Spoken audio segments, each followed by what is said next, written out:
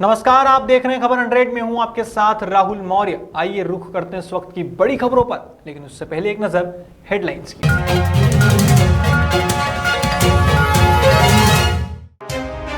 विधायक कृष्णा गौर ने बजट को लेकर दी प्रतिक्रिया। बजट में सभी वर्गों का रखा गया ध्यान। कांग्रेसियों ने नगर निगम के खिलाफ खोला मोर्चा। बुजुर्गों के साथ अमानवीय हरकत को बताया निंदनीय। गृह मंत्री नरोत्तम मिश्रा ने किया पलटवार। रक्षा बजट को लेकर राहुल गांधी पर साधा निशाना। इंदौर में प्रशासन एक्शन मोड में, मिलावटी मिठाई बेचने वालों पर की कार्यवाही।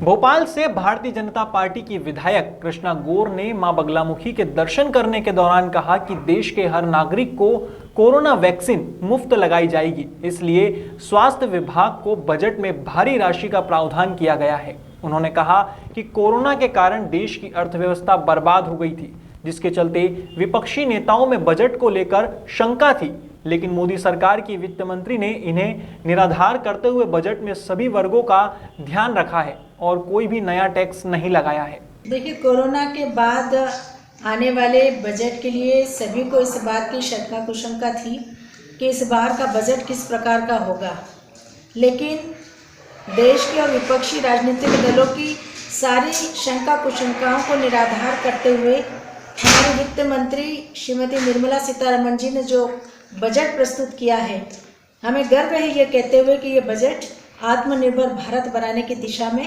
एक बहुत सुंदर पहल है।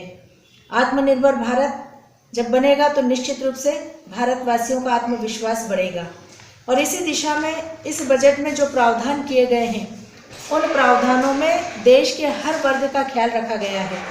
पहला ऐसा बजट है जिसमें देश के नागरिकों पर कोई भी टैक्स नहीं लगाया गया, जबकि ऐसे संकट काल में, जबकि हमने देखा कि पिछले 1 वर्ष से कोरोना के इस संकट काल में जब सारी गतिविधियां बंद हो गई थी, देश की अर्थव्यवस्था पूरी तरह से बर्बाद हो गई थी और सबको इस बात की उम्मीद थी कि अर्थव्यवस्था को पुनः पटरी पर लाने के लिए अब की बार के बजट में बहुत बड़े टैक्स जनता पर लगाए जाएंगे। लेकिन उन सारी बातों को निराधार करते हुए माननीय प्रधानमंत्री जी के नेतृत्व में माननीय वित्त मंत्री जी ने जो बजट प्रस्तुत किया है, हमें गर्व है भारतीय जनता पार्टी के कार्यकर्ता होने के नाते कि देश को दिशा देने का ये बजट है। आत्मनिर्भर बनाने की दिशा में दिया गया ये बजट है और निश्चित रूप से आने वाले समय में हमारे देश की अर्थव्यवस्था भी मजबूत होगी और देश का हर वर्ग समाज और विकास की मुख्य धारा से जुड़ेगा। इंदौर में नगर निगम की बुजुर्गों के साथ अमानवीय हरकत को लेकर कांग्रेसियों ने मोर्चा खोल दिया है। अब इस मामले में निगम आयुक्त को जिम्मेदार ठहराते हुए कांग्रेसियों ने निगम आयुक्त को हटाने की मांग भी की है। इसे लेकर कांग्रेसियों ने न सिर्फ रैली निकाली बल्कि संभागायुक्त कार्यालय के सामने जमकर हंगामा भी किया। इस दौरान कुछ कांग्रेसी श्रवण कुमार बनकर आए। दरअसल बुजुर्गों की फोटो को टोकनी में रखकर उसे कंधे पर टांगकर कांग्रेसियों ने घटना का विरोध जताया। इस दौरान कांग्रेस नेता कांतिलाल भूरिया और विधायक जीतू पटवारी ने कहा कि इंदौर में बुजुर्गों के साथ जो अमानवीय हरकत हुई है वह बहुत ही निंदनीय है।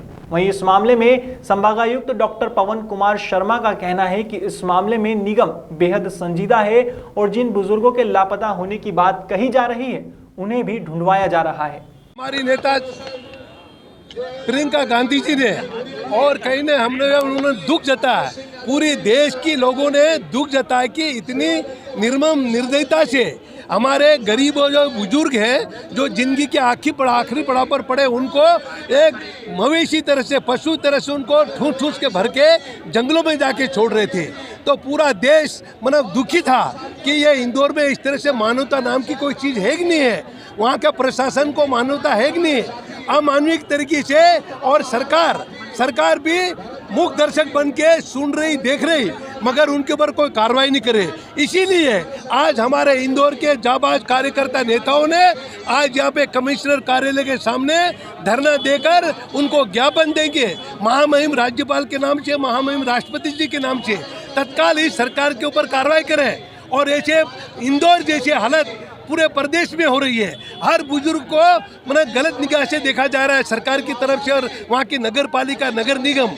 तो नगर निगम के खिलाफ भी कार्रवाई होना चाहिए और बुजुर्ग जितने भी प्रदेश में हैं उनको सम्मान के साथ रखने की जगह स्थापित ढूंढे और खाने पीने की व्यवस्था करे। मध्य प्रदेश सरकार की नैतिक जवाबदारी है। हम शिवराज जी से अनुरोध करते हैं कि उन बुजुर्गों को सम्मान के साथ खाने पीने कपड़े लत्ते जब तक जिंदे रहे उनको ये सरकारी संपत्ति घोषित करें और उनको जीने का सहारा दे, ये हमारी मांग है। नहीं तो आज जंगल में जाके छोड़ दिए थे, अगर मान लो वहाँ आवाज़ नहीं उठाते इंदौर के निवासी तो आज उनको जानवर खा जाते और क्या बेमौत मारे जाते लोग। इसलिए आज हम लोग पूरे कांग्रेस के साथी लोग यहाँ पर आए हैं और हम मांग करते हैं कि सरकार और नगर निगम के खिलाफ कार्रवाई करे, दोषी अधिकारियों को बर्खास्त करे, ये हमारी मांग है। बुजुर्गों के नहीं, जो अभी बुजुर्गों के जो एक घटना घटी थी आज से 3 दिन पहले, उसके संबंध में कांग्रेस के प्रतिनिधिमंडल ने अभी प्रदर्शन भी किया और ज्ञापन दिया है। जैसी उनकी मंशा है, मैं माननीय महामहिम राज्यपाल जी को इसको प्रेषित कर दूंगा और जो भी बिंदु उसमें उठाए गए हैं उस पे जो भी नियमानुसार सर्वश्रेष्ठ कार्य किया जा सकता है वो कार्य किया। नहीं, उसमें एक तो यही है कि बुजुर्गों की जो ठीक ढंग से नहीं हैंडल किया गया है, उनको ठीक ढंग से हैंडल किया जाए। तो अभी आप लोगों को पता होगा कि एक हमने अभियान दीनबंधु अभियान भी आरंभ किया है। सभी बुजुर्गों का जो भिक्षुक बुजुर्ग हैं उनका मेडिकल परीक्षण भी कराया जा रहा है। उनको जैसी आवश्यकता है, जो वृद्ध भिक्षुक वो हैं उनको वृद्धाश्रम में बेसहारा हैं। इसके अलावा जिनको अगर कोई अनसाउंड माइंड का है तो उनको अपने अस्पताल के अंदर या अन्य बीमारियां हैं उनका इलाज भी कराया जा रहा है। तो प्रशासन इस पर सजग है और जो भी हमारे भिक्षुक बंधु हैं उन पर जो भी उनके पुनर्वास का भी कार्य है। हाल ही में गृह मंत्री नरोत्तम मिश्रा ने कांग्रेस पार्टी में नेता प्रतिपक्ष नहीं बन पाने को लेकर तंज कसा है। उन्होंने कहा कि 10 साल में नेता प्रतिपक्ष नहीं बदल पाए, इससे बड़ी बात क्या होगी। साथ ही राहुल गांधी के रक्षा बजट वाले बयान पर हमला बोलते हुए कहा कि राहुल बाबा अब तो राष्ट्रीय अध्यक्ष बनने वाले हैं, जिसके चलते बड़े नेता होंगे तो अब जानकारी लेकर बोला करें। इस दौरान कांग्रेस नेता कांतिलाल भूरिया के बयान को आसुरी प्रवृत्ति का बताया और साथ ही कांतिलाल भूरिया के बहाने दिग्विजय सिंह पर भी निशाना साधा है। अपन अगर द्वापर त्रेता सतयुग में जाएंगे और देखेंगे जब भी कोई अच्छा कार्य होता था, पुनीत कार्य होता था, यज्ञ हवन होते थे, तो आसुरी शक्तियां उसमें आके व्यवधान डालती थी। पर प्रकृति ऐसी है और प्रवृत्ति ऐसी है कि हर युग में हर तरह के लोग पैदा होते हैं। ये जो भूरिया जी का बयान है, ये आसुरी प्रवृत्ति का द्योतक है। अब इसमें भूरिया जी की तो कोई ज़्यादा गलती मुझे नज़र नहीं आती है। एक्चुअल में उनके जो गुरु हैं राजा साहब, तो यत पिंडे तत् ब्रह्मांडे जैसी शिक्षा मिली है वैसा उवाच वो कर रहे हैं। इसमें कोई नया नहीं है। उनको लोग जानते हैं और भारतीय जनता पार्टी को भी लोग जानते हैं, उनकी संस्कृति को भी लोग जानते हैं, कांग्रेस की और इनकी भी जानते हैं। हाल ही में पूर्व मंत्री कांतिलाल भूरिया ने राम मंदिर के लिए किए जा रहे राशि संग्रह को लेकर विवादित बयान दिया था, जिसमें उन्होंने कहा था कि भाजपा वाले जबरदस्ती चंदा वसूली कर रहे थे और दिन में वसूली कर रात को शराब पीते हैं। अब इस बयान का पलटवार करते हुए मध्य प्रदेश के प्रोटेम स्पीकर रामेश्वर शर्मा का बयान सामने आया है, जिसमें रामेश्वर शर्मा ने कहा कि जिसकी राजनीतिक वृद्धि रुक गई है, जो बाबर जैसे कातिलों के तलवे चाटते हैं, ऐसे लोग ही राम मंदिर के खिलाफ बयानबाजी कर रहे हैं। साथ ही रामेश्वर शर्मा ने अपने बयान में कई बातें कही। आइए आपको भी सुनाते हैं कि रामेश्वर शर्मा ने अपने बयान में क्या कहा है। कांतिलाल भूरिया कह रहे हैं कि बीजेपी वाले राम मंदिर के नाम पर चंदा वसूली का काम कर रहे हैं। मुझे आदरणीय कांतिलाल भूरिया जी, जो वरिष्ठ राजनेता हैं, कई बार केंद्र में मंत्री रह चुके हैं, सर्वोच्च न्यायालय ने भगवान श्री राम के भव्य मंदिर निर्माण की अनुमति करोड़ों हिंदुओं के आस्था का केंद्र, लाखों हिंदुओं की कुर्बानी के बाद बाबर से लड़कर मुकाबला करके अपने मंदिर अस्मिता को बचाने के बाद, अंग्रेज़ों से लड़ाई लड़ने के बाद, कुछ तथाकथित काले भारतीयों से भी लड़ाई लड़ने के बाद अब ये स्वर्ण अवसर हम भारत के हिंदुओं के पास आया है कि हम अपने आराध्य के राम मंदिर भव्य बनाने जा रहे हैं। दुनिया का भव्य और विशाल राम मंदिर बनेगा। भारतीय जनता पार्टी का कोई भी इसमें रोल नहीं है। संत समाज, विश्व हिंदू परिषद, राष्ट्रीय स्वयंसेवक संघ और सब देश भर के हिंदू जनमानस अवध में राम मंदिर निर्माण के लिए अपनी आहुति दे रहे हैं, स्वेच्छा से समर्पण कर रहे हैं। कोई चंदा वसूली नहीं हो रहा। दिग्विजय सिंह जैसे घनघोर लीगी आदमी ने भी, कांतिलाल भूरिया जी जो आपके दिग्विजय सिंह जी राजनीतिक गुरु हैं, आप उनके इशारे पर बोलते हैं, करते हैं और उनके साथ रहते हैं, उनने भी मजबूरी में सही भगवान राम के भव्य मंदिर निर्माण के लिए राशि दी है। और ये राशि सुप्रीम कोर्ट के निर्णय अनुसार जो ट्रस्ट बना है उस ट्रस्ट के नाम पर सीधे अकाउंट में जाने के लिए लोग चेक दे रहे हैं, डीडी दे रहे हैं। इस देश का साधु समाज दान कर रहा है। और तो और जो दिन भर भीख मांगकर अपने जीवन यापन करते थे, उनके जीवन यापन में से जो उन्होंने राशि बचाई थी, वो लोग भी राम के भव्य मंदिर निर्माण के लिए अपनी बची हुई राशि को समर्पण करते हैं और ये कहते हैं कि मेरा पैसा राम के काम में लग जाए और राम मुझे जिंदगी में मुझे मुक्ति दे, राम मुझे आशीर्वाद दे। ऐसे साधु संतों ने दिया है, ऐसे अनेक भिखारियों ने दिया है जिनकी राजनीतिक दौर पर बुद्धि भ्रष्ट हो गई है और जो आज भी बाबर जैसे लुटेरों के तलुए चाटते हैं, वही लोग राम मंदिर का विरोध कर रहे हैं और उन्हीं को राम मंदिर का ये चंदा दिख रहा है। ये राम मंदिर का चंदा नहीं बल्कि राम के प्रति राम भक्तों का समर्पण है। तन भी राम का, मन भी राम का, धन भी राम का, और ये सब मिलाकर राम के काम में लगाने का ये मन आज हर हिंदू और हर हिंदुस्तानी का है। और इसी भावना से लोग राम भक्त राम मंदिर के निर्माण के लिए कार्य कर रहे हैं।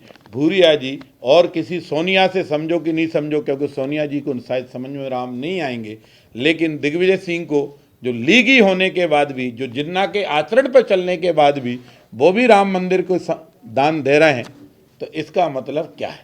मंगलवार को इंदौर में पार्षद जुलेखा अनवर कादरी ने वार्ड क्रमांक 58 में SAF first battalion cavalry line में वल्लभ गेट के सामने गार्डन के सौंदर्यीकरण के कार्य का शुभारंभ किया। बताया जा रहा है कि इस गार्डन के सौंदर्यीकरण से पुलिस अधिकारी व कर्मचारियों के परिवारों और बच्चों को गार्डन में मॉर्निंग वॉक सहित खेलने के लिए एक अच्छा खूबसूरत वातावरण मिलेगा। सौंदर्यीकरण के कार्य के शुभारंभ अवसर पर एसपी, डीएसपी सहित अन्य अधिकारी व पार्षद जुलेखा अनवर कादरी मुख्य रूप से मौजूद रहे। मिलावटखोरों के खिलाफ मध्य प्रदेश सरकार की मिलावट से मुक्ति अभियान के तहत कई मिलावटखोरों के खिलाफ कार्यवाही की जा रही है।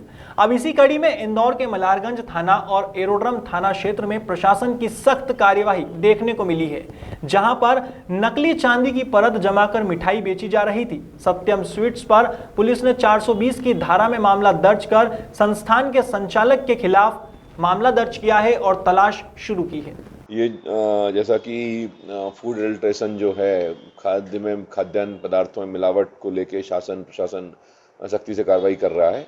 इसी दौरान हमारी जो फूड की टीम और संयुक्त पुलिस की ये कार्रवाई है, जिसमें 2 जगहों पर अमानक खाद्य पदार्थ, मिठाई, दूध वगैरह के जो प्रोडक्ट्स हैं उनमें अमानकता, उनमें एडल्ट्रेशन या ऐसी चीज़ें पाई गई थी, जिनके आधार पर 420 का प्रकरण एक एरोड्रम क्षेत्र में कायम किया गया है, एक मलारगंज में कायम किया गया। आरोपियों को गिरफ्तार कर लिया गया है। पूछताछ आदि करके साक्ष्य इकट्ठे किए जा रहे हैं और ये कार्रवाई लगातार जारी रहेगी।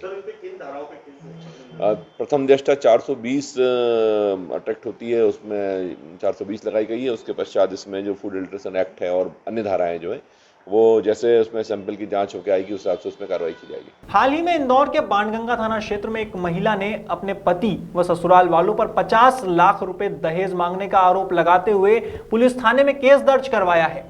इस मामले को लेकर पीड़िता ने पुलिस को बताया कि ससुराल वालों ने षड्यंत्र पूर्वक दहेज के लालच में उसका मोहित नामक युवक के साथ विवाह करवाया और अब उससे 50 लाख रुपए की मांग की जा रही है। वहीं पीड़िता ने पति मोहित का अन्य लड़कियों के साथ प्रेम संबंध होने की बात भी पुलिस को बताई है। फिलहाल बाणगंगा पुलिस ने मामला दर्ज कर जांच शुरू की है। बाणगंगा क्षेत्र में गोविंद नगर खर्चा कॉलोनी में एक महिला ने आके हमें कल रिपोर्ट करी कि उसके दहेज के चलते उसके घर वालों ने, ससुराल पक्ष वालों ने उससे ज़्यादती करी और उससे दहेज की मांग करते हुए उसको प्रताड़ना देते आए हैं, जिसके ऊपर से थाना बाणगंगा में अपराध कायम हुआ है। महिला ने आरोप लगाया है कि उसके जो पति है उसका पूर्व से प्रेम प्रसंग था, जो उसके घर वालों ने उससे छुपाया और निरंतर दहेज की मांग करते थे। और इसमें सब उसके सास ससुर और अन्य जो परिवारजन हैं, ये सब बात उनको मालूम थी। उसको कई बार ये दहेज की मांग करते प्रताड़ित भी करते थे, जिसके ऊपर से थाना बाणगंगा में 498 व 323, 294, 506 जैसी अन्य धाराओं में उसके पति और अन्य परिवारजनों के ऊपर केस पंजीबद्ध हुआ है। सर लगभग कितने की मांग करेगी?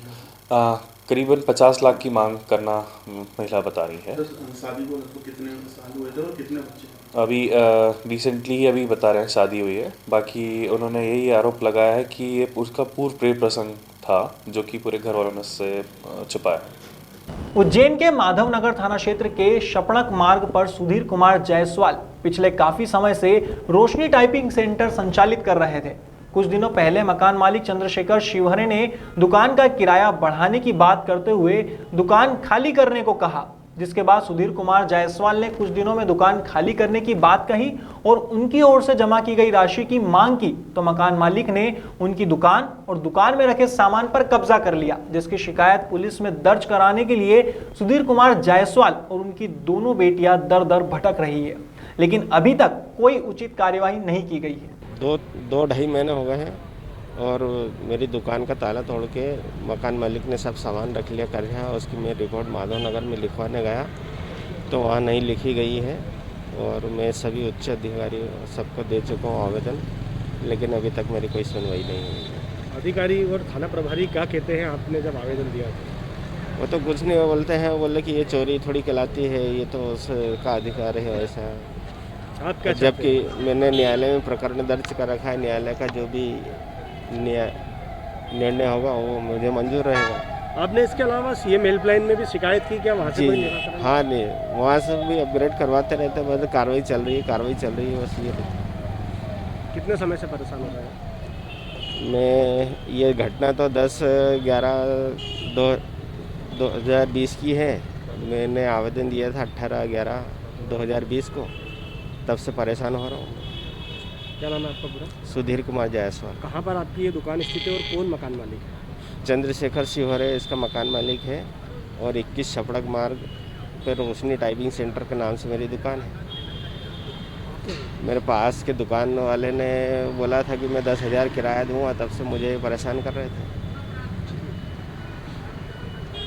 इंदौर के डीआईजी ऑफिस में हर मंगलवार को होने वाली जन सुनवाई कोरोना संक्रमण के चलते पिछले 10 महीनों से रोक दी गई थी, जिसे अब वापस शुरू किया गया है। अब इसी कड़ी में तीसरे मंगलवार भी सुनवाई में 85 लोग अपनी शिकायत लेकर पहुंचे, जहां प्रॉपर्टी, पारिवारिक विवाद और फ्रॉड के आवेदन एसपी अरविंद तिवारी ने लिए और जिसके निराकरण जल्द ही किए जाने की बात कही। जन सुनवाई शिविर का आयोजन किया गया था, उसमें कुल करीब 85 लोगों ने आवेदन दिए हैं। इसमें सब अलग अलग टाइप के हैं। कई लोगों के कुछ प्लॉट संबंधी शिकायतें हैं, जिनको प्लॉट मिला है, कब्जा नहीं मिला है, या उनके जो उससे संबंधित विवाद हैं। कुछ पारिवारिक विवाद हैं, जो सास बहू और जो परिवार के अंदर जो झगड़े होते हैं उस तरीके के। कुछ इन्वेस्टमेंट से रिलेटेड भी 2-4 प्रकरण आए हैं, जिसमें लोगों ने अलग अलग कई जगह पे इन्वेस्ट किया है, लेकिन उनको रिटर्न नहीं मिला है या उनके साथ इस तरह की धोखाधड़ी की गई। फिलहाल खबरों में इतना ही। देश और दुनिया की तमाम खबरों के लिए देखते रहिए खबर 100, जनता की बुलंद आवाज।